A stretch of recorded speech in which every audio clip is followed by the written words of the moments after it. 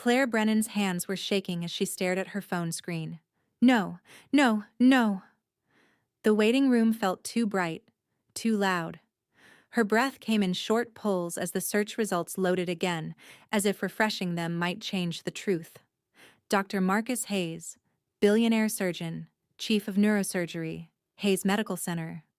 Her eyes dropped to the second image beneath it. A scanned yearbook photo, crooked haircut, serious eyes, 13 years old, the same eyes. Her chest tightened. A memory rose uninvited. A classroom in 2000. Fluorescent lights. Career day worksheets spread across small desks. Her own voice. Brighter than. Careless. Marcus. This isn't realistic. You need to choose something attainable. Red ink. One word. Stamped across a boy's dream. Unrealistic. Claire pressed a hand to her mouth. Oh my God, she whispered. Little Marcus Hayes. A door opened across the room. A nurse stepped out, mid-30s, composed, the kind of calm built from years of delivering bad news. You're Emma's mother? Claire nodded, wiping her face too quickly. She's stable for now, the nurse said, then hesitated. But the surgeon asked me to check on you. Claire's stomach dropped. The surgeon? Yes, Dr. Hayes. Her knees weakened. Does he know who I am? The nurse studied her for a beat longer than necessary. He knew the moment he saw you, she said quietly. And he's been covering your daughter's surgery out of his own pocket since yesterday. The room tilted. The boy she once dismissed was now the only person who could save her daughter's life. And helping her was about to cost him everything, but none of that had happened yet. To understand how we got here, we need to go back 1 week earlier. Before we go on, welcome to Lifetale Stories. We tell stories that stay with you long after the screen goes dark. If that's your kind of story, subscribe and journey with us. Marcus Hayes stood at the head of the boardroom table, hands flat against polished wood that reflected the city lights behind him. This was his hospital. Lincoln Memorial, now Hayes Medical Center. The one he'd bought 3 years ago. The one he'd promised would never forget the neighborhood it was built in. Across from him sat the board, executives, investors, advisors. At the far end sat Richard Castellano, chairman of the board, private equity royalty, second-generation money, and the man who had never believed Marcus should own anything that wasn't tightly controlled. This policy isn't negotiable, Castellano said, folding his hands. Any uninsured patient projected over $100,000 requires a 50% deposit. Paid up front. Marcus didn't raise his voice. And when they don't have it? They transfer. Castellano replied smoothly. County. Regional. Wherever there's space. There's no pediatric neurosurgeon at County, Marcus said. That's unfortunate, Castellano said. But not our responsibility. A few heads nodded. Marcus felt the pressure settle in his chest. Not anger. Not yet. Something colder. We didn't acquire Lincoln Memorial to turn people away, Marcus said. This hospital exists because this community needed it. And it will continue to exist only if it remains solvent, Castellano shot back. Compassion without discipline is how hospitals collapse. Marcus's gaze flicked to the right. Jasmine Reeves sat near the end of the table, tablet untouched. A senior nurse administrator now, but more importantly, the only person in the room who had known Marcus before the patents, before the billions, before anyone listened when he spoke. Her eyes met his. Careful. The vote was called.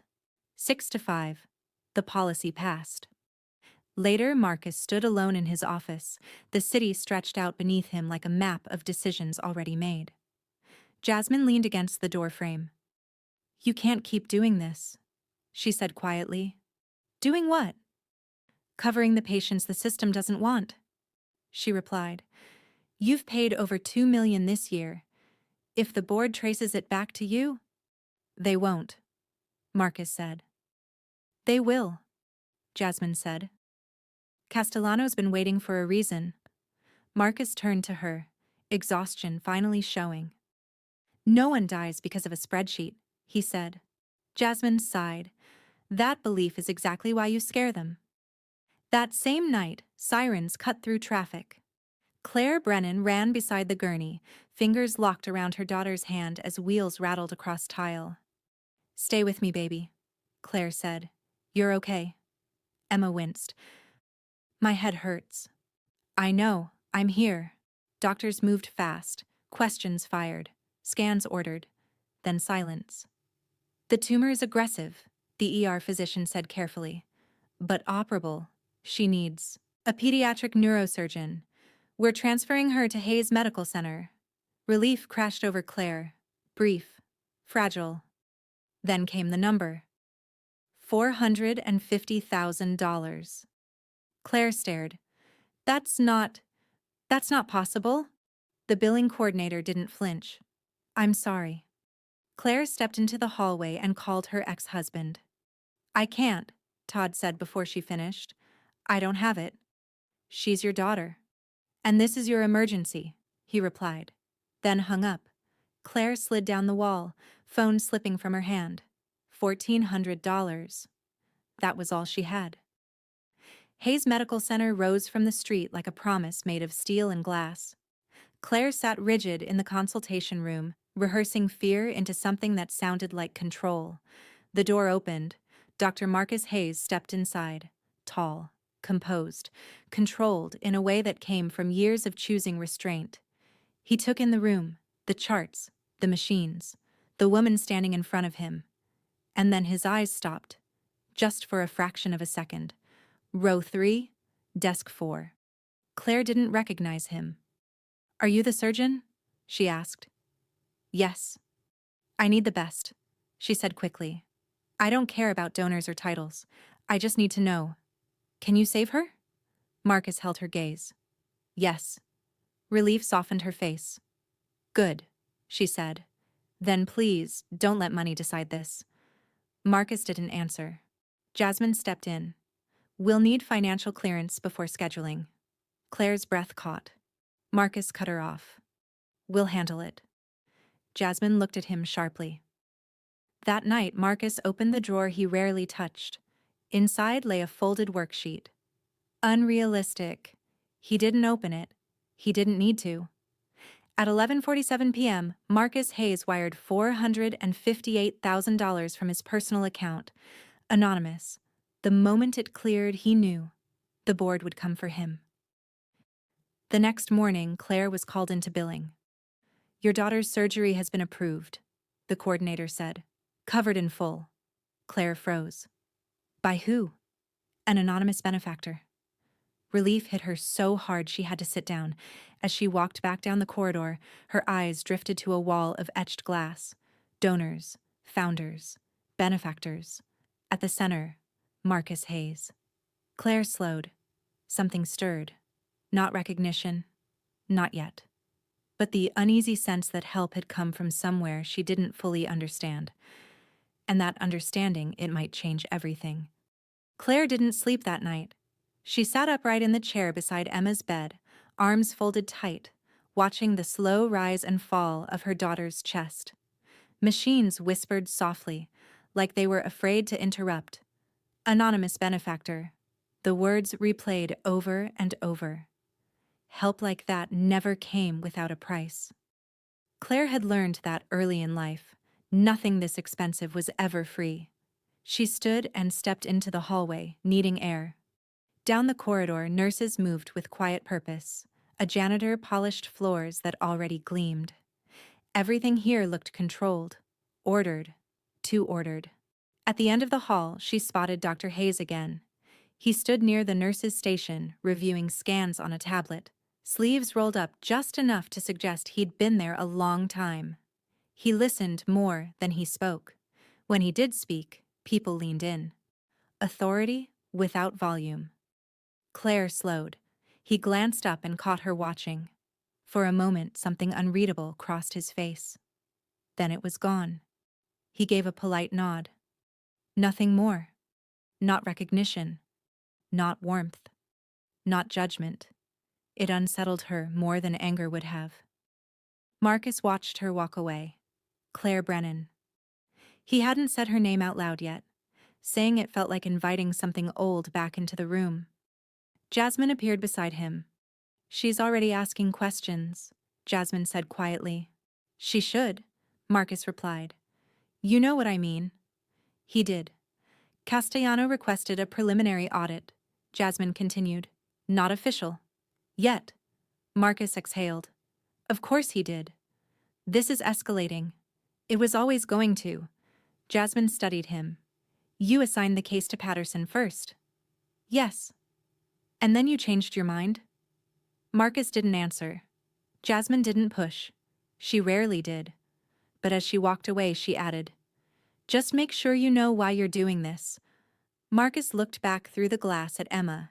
He did know. That didn't make it easier. The next morning, a social worker sat across from Claire in a small consultation room. Her tone was gentle. Her questions precise. We just need to go over some logistics, she said. Recovery planning, support systems, expectations. Claire nodded absently. And I want to be transparent, the woman continued. Dr. Hayes personally oversees high-risk cases like Emma's. Claire stiffened. Why? The social worker hesitated. Because he believes access to care shouldn't depend on income. Claire frowned. That sounds idealistic. The woman smiled faintly. Dr. Hayes grew up in this neighborhood. That answer stuck. By afternoon, Claire had spoken to 3 different nurses. All of them spoke highly of Marcus. He stays late, one said. He remembers names, another added. He doesn't delegate the hard cases, a third said simply. Claire nodded along, but unease crept in anyway. People like that didn't rise to the top without learning how to protect themselves. And rich men didn't spend $500,000 on strangers without a reason. 2 floors above, Richard Castellano watched numbers scroll across a screen. Admissions, billing alerts, risk projections. Vanessa Cole stood beside him, arms crossed, eyes sharp. He paid, Vanessa said. I can't prove it yet, but the funds were routed too cleanly, too fast. Castellano smiled thinly. I knew he'd do it. And if we're wrong? We're not, Castellano replied. Men like him don't break rules quietly. They justify them. Vanessa hesitated. The optics will favor us, Castellano cut in. Eventually. That evening, Claire returned from the cafeteria to find Marcus standing outside Emma's room. He was alone, staring through the glass. How is she? Claire asked. He turned. Stable. Strong. Claire nodded. Then the words spilled out before she could stop them. I heard you own this hospital. Marcus didn't flinch. I do. And you're very wealthy. Yes. The silence stretched. Why? Claire asked finally. Why help us? Marcus held her gaze, voice even. Because it needs to be done. That's it? Claire pressed. No foundation, no cameras, no strings? His expression cooled, not angry, but firm. Your daughter's surgery is not a transaction, he said. And I don't need you to understand my reasons. Claire felt heat rise in her chest. Embarrassment, suspicion. People don't give away that kind of money for nothing, she said. Marcus leaned in slightly. I'm not people, he said. And this isn't nothing. He stepped past her and walked away. Claire stood there, unsettled. Later that night, as Claire returned to Emma's room, voices stopped her cold. Castellano's voice drifted from around the corner. You crossed a line, Marcus. Claire froze. You paid for her surgery, Castellano continued. That's a conflict of interest. 30 days. That's how long before the board votes. Marcus's reply was calm, controlled. Do what you need to do. You're choosing one patient over an entire system, Castellano snapped. Marcus didn't raise his voice. That patient is a child. And children die every day, Castellano replied. Hospitals survive. That's the difference between you and me. Footsteps approached. Claire retreated quickly, heart pounding. Back in Emma's room, she sat down hard. This wasn't generosity. This was a war. And her daughter was standing in the middle of it. Claire reached for her phone. This time, she didn't hesitate. She typed, "Dr. Marcus Hayes, Billionaire." The screen began to load, and somewhere, buried beneath decades of distance, a memory stirred, waiting to be found. Claire sat alone in the ICU family lounge, phone glowing in the dim light. Emma was asleep again. Stable. Safe. For now. Claire should have been grateful. Instead, her hands trembled as she scrolled. From public housing to surgical innovator, self-made billionaire returns to save his old neighborhood. Marcus Hayes, the doctor who refused to leave. The headlines stacked up, one after another, telling a story that didn't fit the man she'd met in the hallway. She tapped one article. Lincoln Heights, public schools, free lunch programs. Her stomach tightened. She scrolled further. A photo loaded slowly. A boy stood beside a science fair table, shoulders stiff, eyes serious behind cheap glasses. 13, maybe 14. Trying not to smile too hard. Claire stopped breathing. "No," she whispered. The memory didn't drift in. It crashed. A classroom. Old linoleum floors, career day worksheets stacked neatly on her desk. A boy standing too straight, hopeful in a way that made adults uncomfortable. "Doctor?" she'd said, laughing softly. "Marcus, you need to be realistic." She remembered the red pen in her hand. The stamp. Unrealistic. Claire pressed the phone to her chest as if that might stop the past from catching up. "I didn't know," she whispered. "I didn't know." But even as she said it, she knew the truth. She hadn't needed to know. Across the hospital, Marcus sat alone in a darkened conference room. The board had cleared out hours ago, but he hadn't moved. Castellano's words still echoed. 30 days. Jasmine stepped in quietly and closed the door behind her. "She filed a concern," Jasmine said. Marcus looked up. "Who?" "Claire Brennan." The name landed heavier than he expected.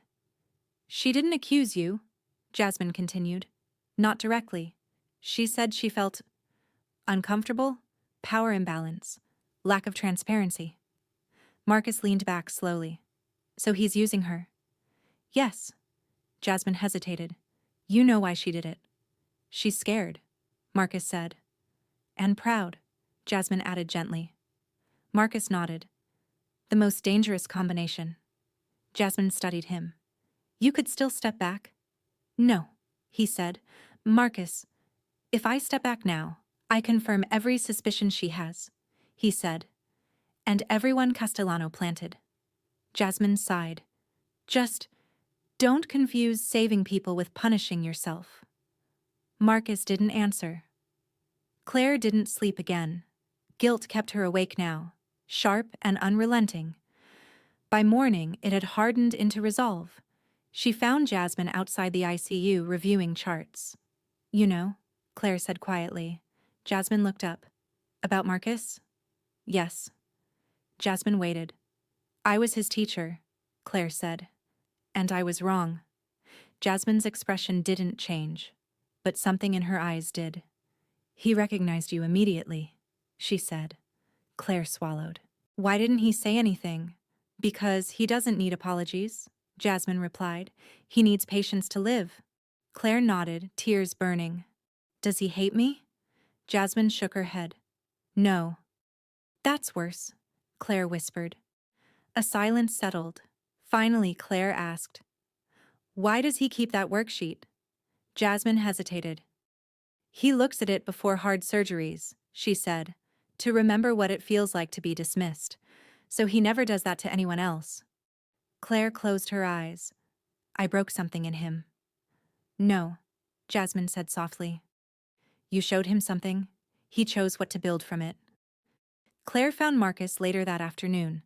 Outside his office, she raised her hand, lowered it, then knocked. "Come in." Marcus looked up, already knowing. "You found out," he said. She nodded. "Row 3, desk 4. The words landed clean, precise. You remember, he said. I didn't, Claire replied. Not until now. And now? Now I know who you are. Marcus stood slowly. You always knew who I was, he said. You just didn't think it mattered. That's not fair, Claire said quickly. I was trying to help. I thought honesty. You thought limits were kindness, Marcus said. They weren't. She shook her head, desperate. You wouldn't even be here if I hadn't pushed you. He laughed once, short, bitter. Is that what you tell yourself? He asked. That your dismissal was motivation? Claire fell silent. I became a doctor in spite of you, Marcus continued. Not because of you. He stepped closer, voice controlled but raw.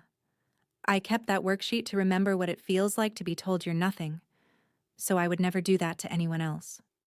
Tears slid down Claire's face. I'm sorry, she said. I was wrong. About everything. I know, Marcus replied quietly. That's the part you have to live with. A knock interrupted them. Surgery in 48 hours, a nurse said. Marcus nodded. As Claire turned to leave, she stopped. What happens to you after this? Marcus didn't answer, because now, more than ever, he could see the cost coming, and he wasn't sure how much more he could absorb before something gave. Marcus didn't go home after that. He stayed in the hospital long after visiting hours ended, moving from floor to floor with no clear destination. The building was quieter at night. Honest. Machines hummed. Lights dimmed. Decisions felt heavier here. Outside the ICU, he stopped. Through the glass, Emma slept. Pale, fragile, alive. For now. Vanessa Cole appeared beside him without announcing herself. The hospital's CFO. Precise, careful, always watching the numbers. You're popular tonight, she said. Marcus didn't turn. What do you want, Vanessa? She held out a tablet. A formal notice. The board has concerns. Of course they do. Richard is pushing for immediate action, she continued. If you perform this surgery, they'll suspend you pending investigation. Marcus finally faced her. Before or after? Vanessa hesitated. Before. The words settled between them. So I won't even be allowed in the OR. That's not entirely accurate, she said. You could delegate, let Dr. Patterson lead. Marcus shook his head. She needs me. Vanessa's voice softened just slightly. She needs a surgeon. The hospital needs stability. And you? Marcus asked. What do you need? Vanessa looked away. Security. Marcus nodded. He understood that too. Jasmine found him later in the stairwell. They're moving faster than we thought, she said. Castellano called an emergency legal review. Marcus leaned against the wall. How long? 24 hours, Jasmine said. Maybe less. She studied him. You're allowed to walk away. I know. You don't have to carry this alone. He smiled faintly. I always have. Claire felt the shift before anyone told her. Nurses spoke more quietly around her. Conversations stopped when she entered rooms. Tension hung in the air like something waiting to snap. She cornered Jasmine near the elevators. What's happening? Claire asked. Jasmine hesitated. The board is trying to remove Marcus. Claire's heart dropped. Before the surgery? Yes. Claire pressed a hand to her chest. Because of me. Jasmine didn't deny it. I filed that concern, Claire said, voice breaking. I didn't know. I know, Jasmine said, but intent doesn't erase impact. Claire nodded, shame flooding her. What happens if they stop him? She asked. Jasmine met her eyes. Emma loses her surgeon. That night, Claire stood outside Marcus's office again. This time, she didn't knock. She stepped in. They're trying to stop you, she said. Marcus didn't look up from the file he was reviewing. Yes, because of what I did, she added. He closed the file, slowly, carefully. Because of a system that looks for excuses, he said. Not because of you alone. But I gave them one. Yes, he said. Honest, not cruel. Claire swallowed. Then let me fix it. Marcus studied her. This isn't something you fix with an apology. Then tell me what it costs, she said. Tell me what you lose if you do this. He stood. My position, he said. My authority. Possibly my license. Claire's breath hitched. And you're still going to do it? Marcus looked past her, toward the ICU. I already chose, he said. The next morning, the notice arrived. Dr. Marcus Hayes is hereby suspended from surgical duties, effective immediately, pending board review. Marcus read it once, then folded it. Jasmine stared at him. They can't do this. They just did. So what now? Marcus looked at the OR schedule. Surgery is in 6 hours, he said. Jasmine's eyes widened. Marcus, if I step aside now, he said quietly, she doesn't get another chance. In the observation gallery, Castellano watched from behind the glass, hands folded, satisfied. He pressed the intercom button. Dr. Hayes, he said smoothly, you've been notified of your suspension. You are not authorized to proceed. Marcus stood at the scrub sink, water running over his hands. He didn't look up. Then stop me, Marcus said. A pause. No one moved. The hospital held its breath, because stopping him now would mean saying out loud what this was really about, and no one was ready to do that. Marcus turned off the water and walked into the operating room. The doors sealed behind Marcus with a soft hiss. Inside the operating room, everything narrowed. The world became lights, steel, and breath. Emma lay beneath the drape, impossibly still. Too young for the stakes resting on her chest. Time out, the anesthesiologist said. Name, procedure, risks, confirmed. Marcus took his position. Behind the glass, Castellano stood with his lawyers, watching like this was a negotiation instead of a life. You are proceeding without authorization, Castellano said over the intercom. This will be documented. Marcus didn't respond. The first incision was clean, steady. For a while the room breathed again. Tumor margins appeared clear. Blood pressure held. Someone allowed themselves to relax. Just a fraction. Then Marcus stopped. Hold, he said. The monitors told the truth before anyone spoke. The tumor wasn't simply close to the artery. It was wrapped around it, tightly. A shift rippled through the room. The resident swallowed. Options? Marcus straightened slowly. Option 1, he said. We go conservative. Leave part of the tumor. 85% survival. And the cost? Jasmine asked from across the table. Permanent cognitive damage, Marcus replied. She lives, but she won't be the same. Silence. And the other option? Someone asked. Marcus didn't rush. Complete removal, he said. 50% chance of full recovery. 50% chance she doesn't leave this table. The clock ticked loudly now. 60 seconds. Castellano's voice cut back in, calm and surgical. Whatever you choose, Dr. Hayes, understand this. We will use it. Marcus closed his eyes. He heard Emma's voice from days earlier. Doctors change lives. Then another voice. Older. Sharper. You need to be realistic. He opened his eyes. We're going high risk, Marcus said. A beat. Prep for arterial bypass. Jasmine met his gaze. Marcus. If I choose safe, he said quietly. She survives as someone else. No one argued. The room tightened. Blood pooled. Alarms chirped. Pressure dropping, someone called. Clamp. Now, Marcus said. Hands moved fast. Precise. No wasted motion. The bleeding slowed, then surged again. Marcus leaned closer. Stay with me, he murmured, not to the team, but to Emma. Seconds stretched. The monitor wavered, then steadied. A breath released around the room. Tissue clear, the resident said. Marcus didn't celebrate, not yet. He worked until the final suture was placed. Tumors out, he said. The words landed heavy. Real. Outside the OR, Claire sat rigid in the waiting area, fingers knotted together. When the doors finally opened, she was on her feet before she realized she'd moved. Marcus stopped in front of her. "She's stable," he said. "Full recovery expected." Claire covered her mouth, a sound escaping her that was half laugh, half sob. "Thank you," she said. "After everything I didn't save her for you," Marcus said gently. "I saved her because that's who I choose to be."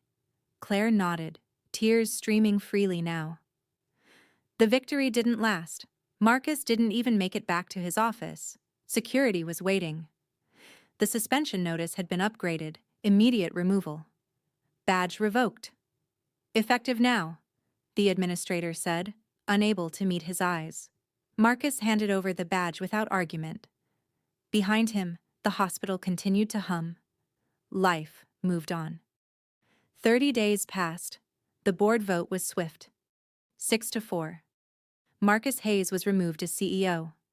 No press conference, no explanation. Just a locked office and a cardboard box. Marcus placed the folded worksheet inside it. Unrealistic. For the first time in years, he didn't know what came next. Claire watched the news coverage from Emma's hospital room. There was none. No outrage. No questions. Just silence. And silence, Claire realized, was its own kind of verdict.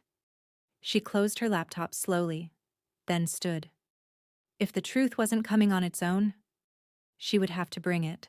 Marcus stopped being careful after that. There was nothing left to protect. He spent his mornings at a free clinic on the edge of the city, filling in where staff shortages had left gaps too wide to ignore. No glass walls, no donor plaques, just folding chairs, chipped counters, and patients who waited without complaint. No cameras followed him. No one called him Dr. Hayes there. They just called him Marcus. At night, he returned to an apartment that felt borrowed. The silence pressed in. Too much space. Too much time to think. He replayed the surgery over and over. The clamp. The bleeding. The moment the monitor steadied. Emma lived. That had to be enough. But some nights, it didn't feel like it was. Claire started quietly. No speeches, no social media posts, just conversations. She began with the woman in the next ICU room, the one whose husband had been on dialysis. "He never told us," the woman said, stunned. "We just stopped getting bills." Claire wrote the name down. Then a young father in pediatrics, a man in oncology, a grandmother who had cried when she realized she wouldn't lose her home after all. 47 names by the end of the first week. Each story carried the same detail. Dr. Hayes never told them, never asked for gratitude, never took credit. Claire felt the weight of it settle into her bones. This wasn't charity. It was quiet defiance. She called the journalist again. "I have proof," Claire said. "Not documents. People." There was a pause. "That's harder," the journalist replied. "And stronger." "I know." Marcus heard the first rumor through a patient.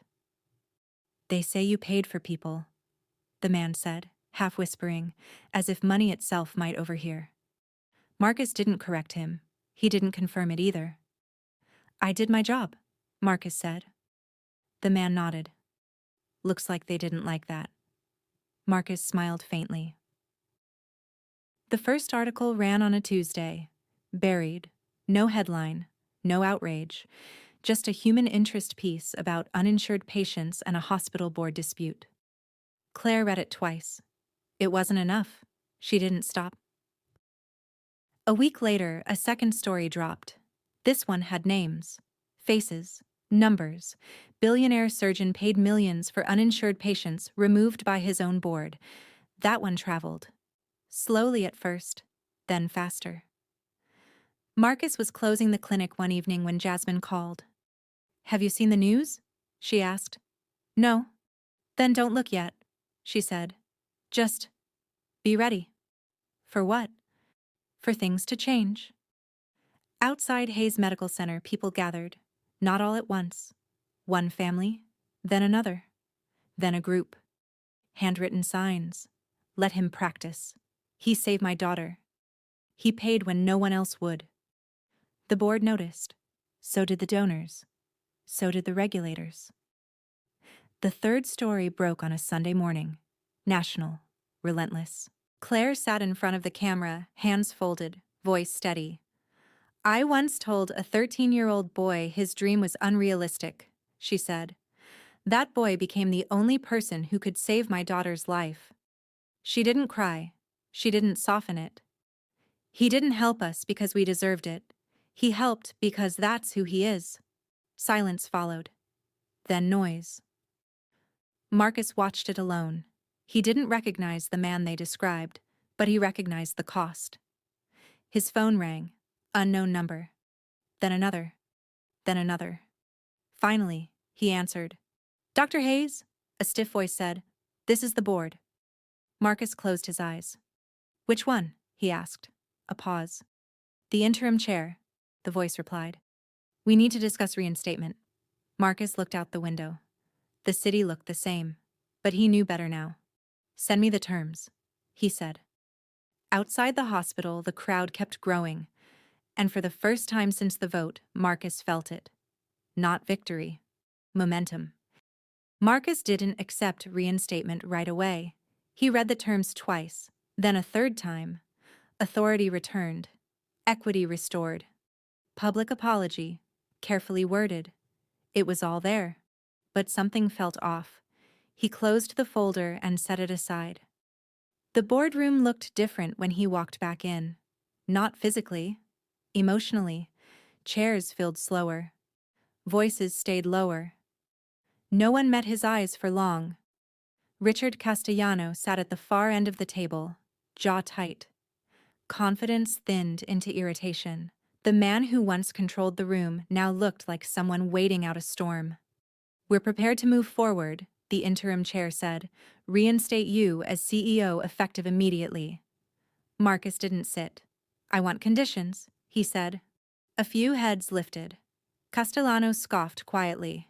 Of course you do. Marcus turned to him. This hospital will not require deposits for emergency care, ever. That's not sustainable, Castellano snapped. Then find a way, Marcus replied calmly. Or step aside. The room went still. And the board, Marcus continued, will include patient advocates, community representatives, people who live with the consequences of these decisions. Castellano laughed once. You're turning a hospital into a charity. Marcus met his gaze. No, I'm turning it into what it claimed to be. Silence stretched. Finally, the interim chair nodded. Agreed. Castellano stood abruptly. You're making a mistake. Marcus watched him go. I already made mine, he said. I'm correcting it now. The announcement came that afternoon. Dr. Marcus Hayes reinstated as CEO of Hayes Medical Center. Board restructuring underway. Outside, the crowd erupted. Marcus didn't join them. He walked instead, down the hallways, past nurses, past patients, past rooms where quiet battles were being fought every day.